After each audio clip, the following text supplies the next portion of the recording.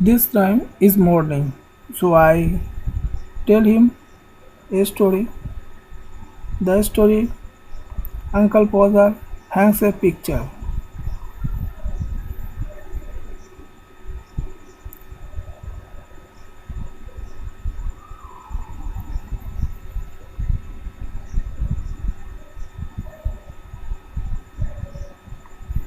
You never saw such a commotion up and down a house in all your life as when my Uncle Podger undertook to do a job. A picture would have come home from the fame makers and be standing in the dining room waiting to be put up, and father would ask what was to be done with it, and Uncle Father would say, "Oh, you leave that to me, don't you? Any of you worry yourselves about that. I will do all that." And then he would take off his coat and begin. He would send the girl out for sixpence worth of nails, and then one of the boys after her to tell her what size to get. "Now you go and get me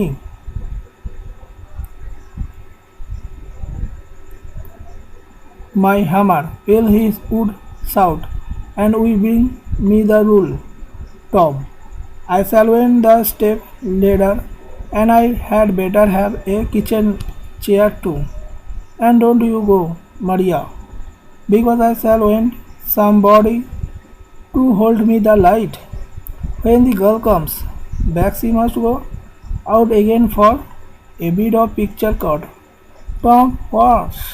Tom, Tom, you come here. I shall want you to hand me up the picture." And then he would lift up the picture and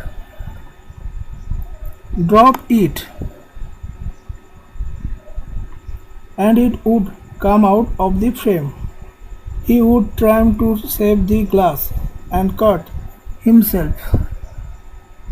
Then he would spring round the room looking for his handkerchief. He could not find his handkerchief because it was in the pocket of the coat he had taken up, and he did not know where he had put the coat. All the house had to leave off looking for his tools and start looking for his coat. Well, he would dance down, he hindered them. "Does not anybody in the whole house know where my coat is? I never come across such a set in all my calf. Upon my life I did not. 6 of you, and you can't find a coat that I put down not 5 minutes ago. Will of all the." Then he would get up and found that he had been sitting on it, and would call out, "Oh, you can give it up. I have found it myself now."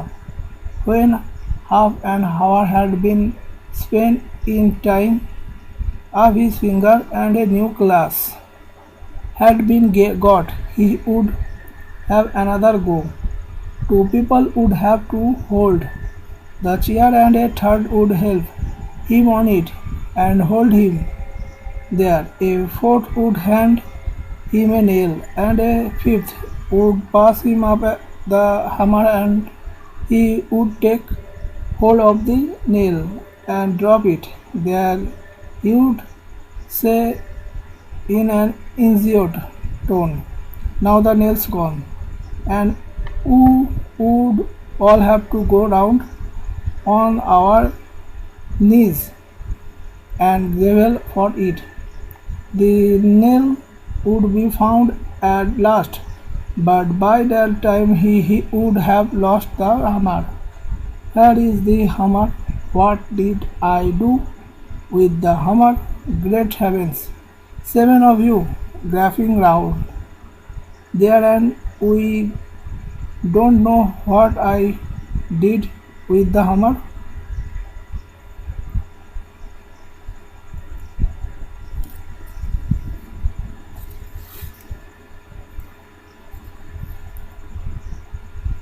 We would found the hammer for him, and then he would have lost south of the mark he had made on the wall where the nail was to go in. Each of us had to get up in the chair beside him and see if you could find it. We would each discover it in a different place, and he would call us all fools, trying to reach a point 3 inches what was possible for me. Him to reach the string would slip and down he would slide on the piano.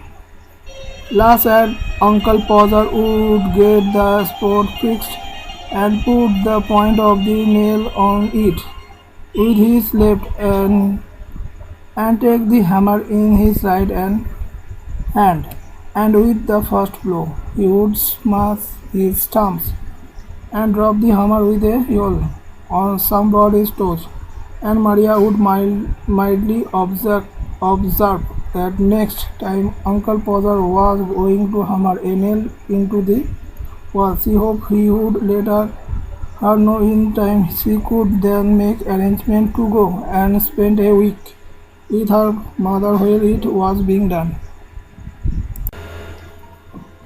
Oh, you woman, you make such a fuss over everything. Uncle Father would reply, picking himself up. Why, I like doing a little job of this sort, and then he would have another try. At the second blow, the nail would go clean through the plaster and have the hammer after it. Then he would found the rule and the string again, and a new hole was made. About midnight, the picture would be up, very cooked and insecure. There you are, he would say, stripping heavily off the chair on to the chairman's horns, and Severia the mess he had made with evident proud. What some people would have had a man in to do a little things like that.